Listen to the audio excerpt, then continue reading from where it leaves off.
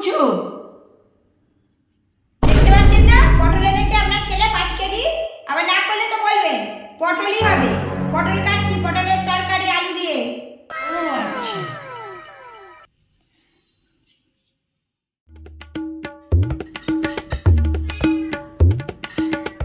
বৌমা, ও বৌমা, আজকে নিশ্চয়ই ভালো রান্না হচ্ছে। পটল পটল আজকে পটল পোস্ত। ভালো রান্না, 5 কেজি পটল এনেছে, আজকে পটল পোস্ত হচ্ছে। ও আচ্ছা।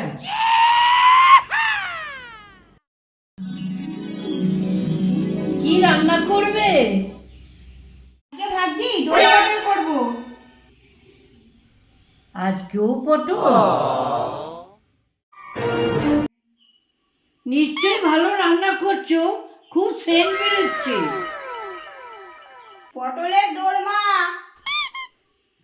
আবার পটল?